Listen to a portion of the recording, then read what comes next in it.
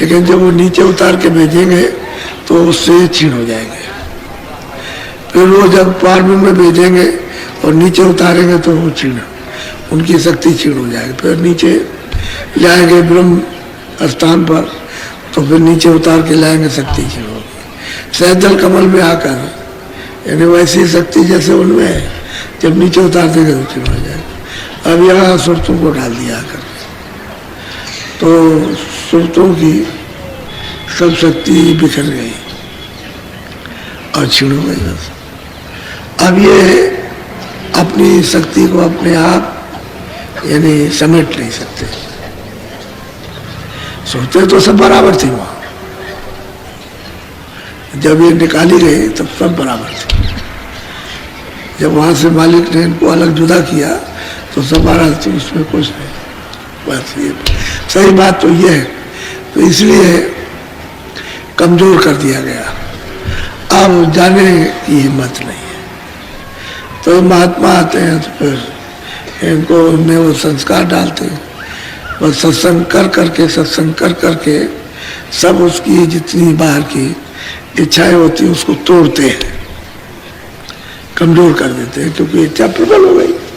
सांसारिक इच्छा बहुत प्रबल, भौतिक इच्छा जुगों से चली आ रही, तो बिल्कुल एकदम मजबूत स्तंभ बन गया। तो उसको कमजोर नहीं करेंगे, तोड़ेंगे नहीं, उसको काटेंगे नहीं, तो उधार नहीं वहां से सिमटेगी। तो उसको कमजोर करके तब सुना के और तब उसको मतलब भौतिक ज्ञान देते हैं। तब वो वासनाओं की जो चपेट में लिपटा हुआ उससे खुलता है, खुल जाता है। ऐसा उसको धीरे धीरे तब उसको मतलब यह है कि जब बलवान करने के रास्ते दरवाजे पे लाएंगे तब फिर उसको ताकत देंगे। अभी तो क्या है, कुछ नहीं। तो कल आपको यह बताया था कि चाहे स्त्री हो चाहे पुरुष हो, बहुत बाधा।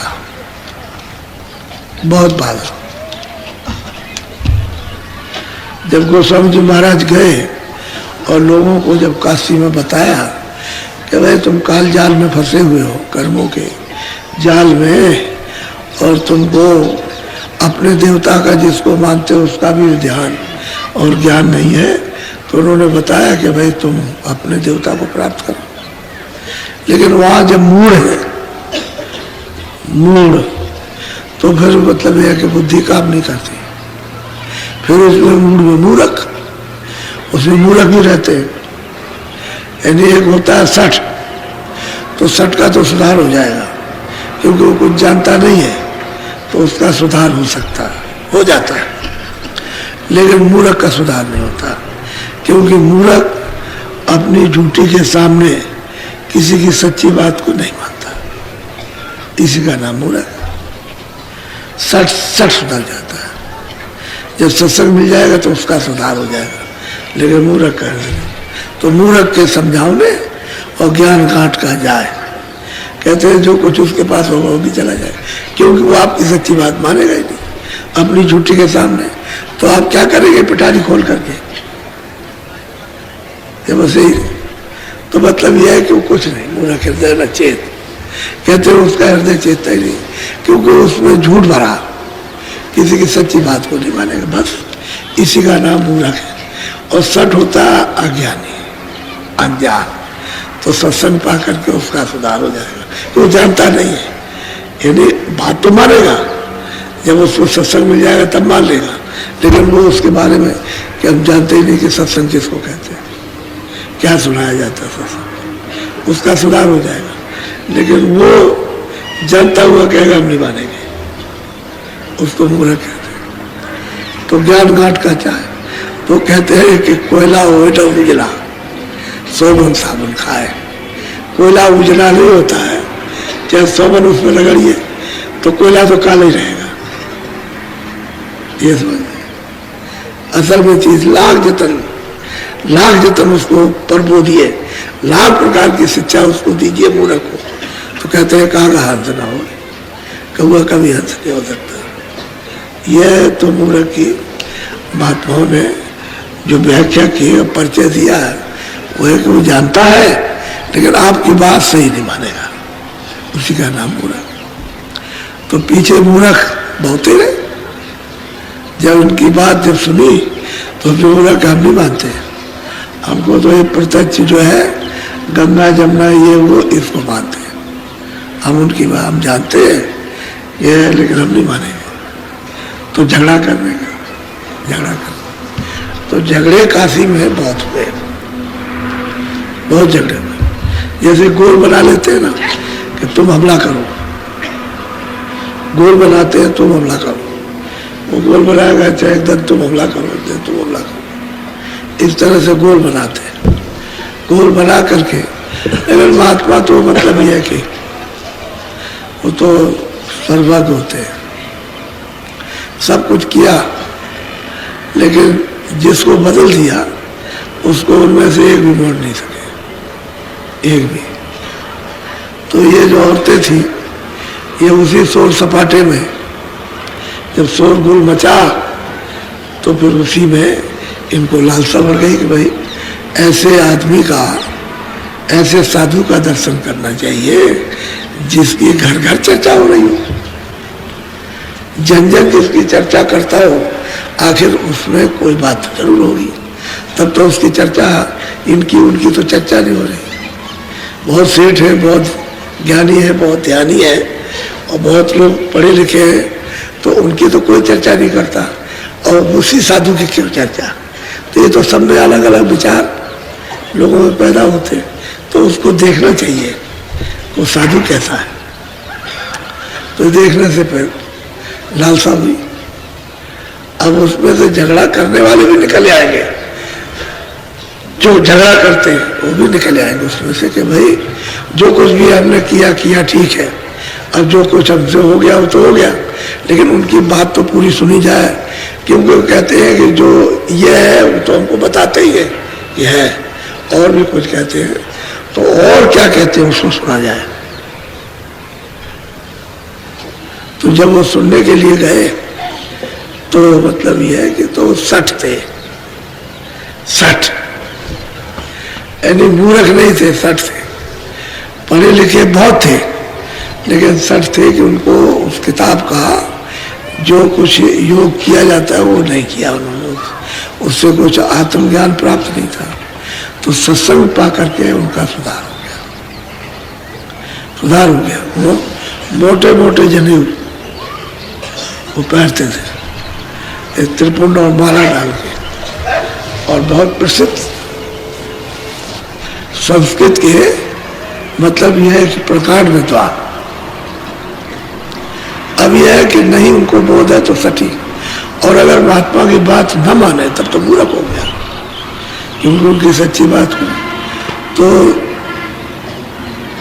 इन्हीं ने बखला सुन किया, तो वहां मतलब उनके पास पहुंच गए और पूरी बात जो तो कुछ भी उनके अंदर थी वो कहा और उन्होंने उसको सुनाया। और जब उनको बुद्धि बोध हुआ, जब शास्त्रों का उन्होंने बताया कि भाई मैं अपनी तरफ से तो तुम्हारे शास्त्र में लिखा हुआ, ये लिखा है, ये लिखा है, ये लिखा है, सब बताया, तो पढ़े लिखे थे।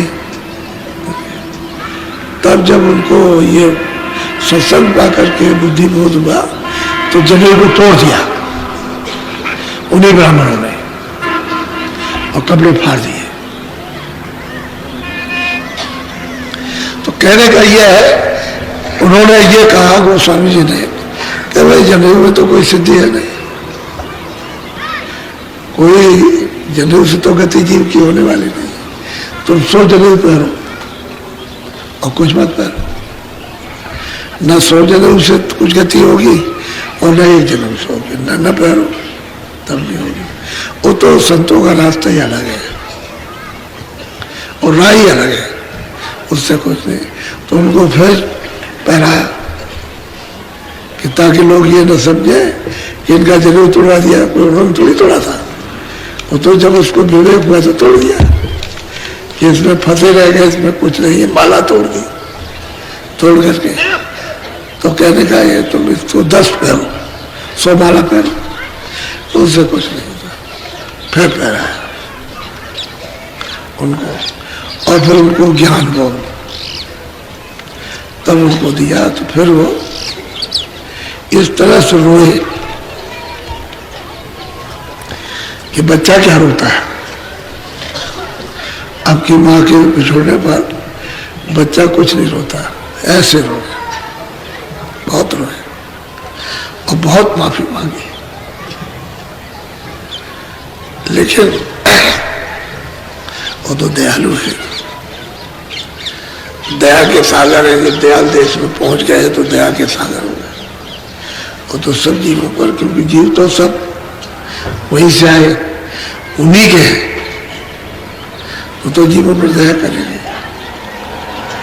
तो उन्होंने उनके कोई किसी तरह का मन मैला नहीं किया कि उन्होंने क्या किया, ज्ञान बोल दिया और कहा कि देखो ये संतों की राह है, इसमें बैठो और चलो। और रास्ता बता करके उन्होंने उनको चलाया। सबने अपनी अपनी बात कही। मुसलमान वो विरोधी हुए। जब उनको सब सुनाया तो उनके पास तो कुरान पुराण सब रहता है, अब तो बहुत तो सब है, तो उनके पास तो सब, तो कुरान की बात, बाइबल की बात, ये सब उन्होंने बताई। तो कहा मुसलमान से कि भाई तुमने ये इतने दिन इबादत करते हो गए और बांग लगाते, तुमने कभी खुदा की आवाज को कभी सुना है, या खुदा की कभी जरा सी तुमने रोशनी या जरा सी झलक देखी है, या तुम्हारी सृष्टि, सृष्टि कहते हैं दिव्य दृष्टि, ज्ञान चश्मा कहते हैं तुम्हारी खुली है। तो चुप,